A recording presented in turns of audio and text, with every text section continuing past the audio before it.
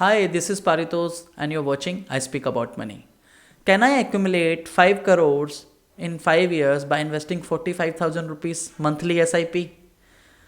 आप में से 90% लोग तो मैं आज 5 करोड़ रुपए कैसे जमा करने हैं 5 साल में, वो भी 45,000 रुपये महीने के SIP करके, यही देख के वीडियो आए होंगे। मैं सवाल ये पूछना चाहता हूँ, इज़ इट पॉसिबल? सर देखो, थियोरेटिकली आंसर बात करें तो यस पॉसिबल है, बट प्रैक्टिकल देखा जाए तो आंसर नो है। क्यों? क्योंकि सर अगर आप 45,000 रुपीज़ की मंथली SIP भी करते हो और 5 साल में अगर आपका टारगेट अमाउंट है 5 करोड़ रुपए, तो उसके लिए आपको 90.66% का एनुअलाइज्ड ग्रोथ रेट चाहिए अपने इन्वेस्टमेंट्स पे SIP के। तो sir 90.66% is a very unrealistic figure, unrealistic return that you are assuming with the market, with the equity market, and that too in 5 years। तो sir set the realistic number. जब आप अपने financial goal set कर रहे हो ना, तो you should set your the realistic numbers when you are thinking, when you are making a financial plans, when you are creating a goal financial planning. एक realistic number समझिए, एक realistic number रखिए, realistic number approach कीजिए returns के मामले में।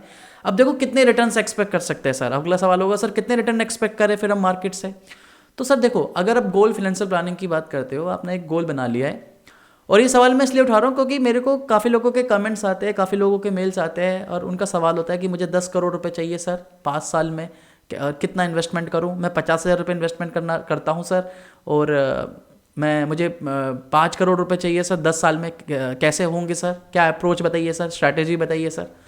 तो sir देखो, अगर मैं बात करूँ इक्विटी मार्केट की, मान लीजिए अगर आपके पास डाइवर्सिफाइड इक्विटी फंड भी है, ठीक है, यानी मान लीजिए मल्टी कैप आपको की डेफिनेशन चेंज हो गई है, फ्लैक्सी कैप हो जाएंगे। तो फ्लैक्सी कैप हम कह सकते हैं कि डाइवर्सिफाइड है, जहाँ पे आपका large cap, mid cap, small cap, और वो पोर्टफोलियो आपका ऑटोमेटिकली चेंज होगा।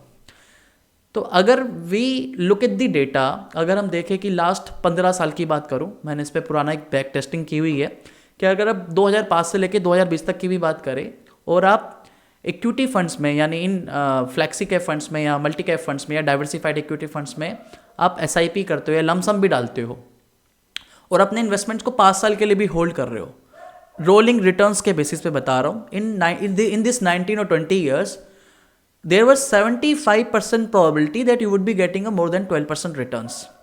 रोलिंग रिटर्न्स के बेसिस पे बता रहा हूँ। ऐसी 75% से ज़्यादा की प्रोबेबिलिटी है कि आपको 12% से ज़्यादा रिटर्न मिले हो। तो हम इसी का एजम्पशन लेते हैं कि चलो मान लीजिए आपकी जब अगर गोल प्लानिंग कर रहे हो, फाइनेंशियल प्लान सेट कर रहे हो, तो 12% का मेरा रिटर्न्स का एजम्पशंस है कि मुझे 12% रिटर्न मिल सकते हैं। तो सर अब अगर मैं चलो इस बात की भी बात कर लेता हूँ कि 12% रिटर्न्स मिलते हैं आपको कंसिस्टेंटली, मैं इसका एजम्पशन कर रहा हूँ, तो मुझे टारगेट अमाउंट सेट कर रहा हूँ।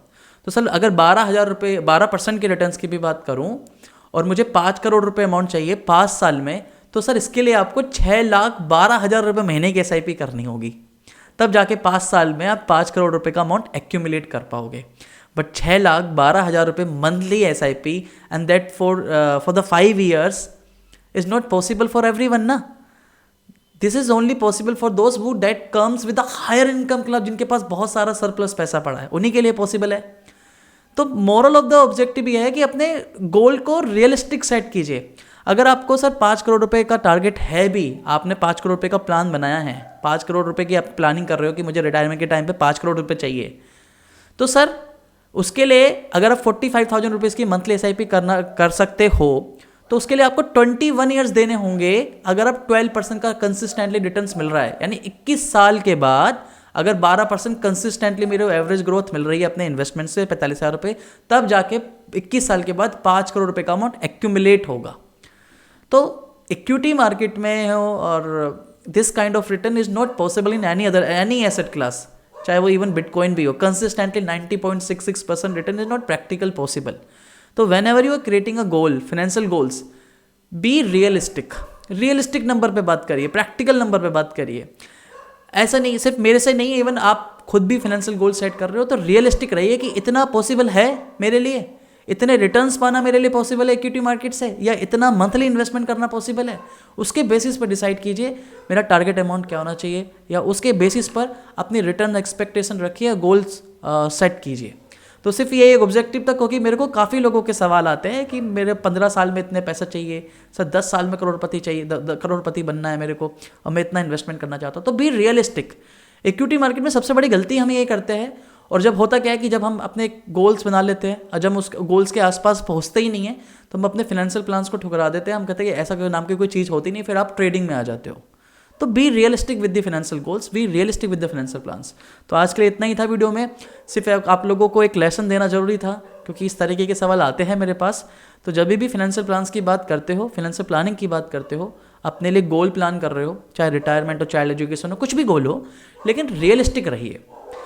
डोंट बी अनरियलिस्टिक, और रिटर्न्स को अनरियलिस्टिक फिगर मत देखिए कि मुझे 30% कंसिस्टेंटली रिटर्न मिले, ऐसा कोई फंड बता दीजिए, या सर मुझे 10 साल में इतने रिटर्न्स कमाने हैं।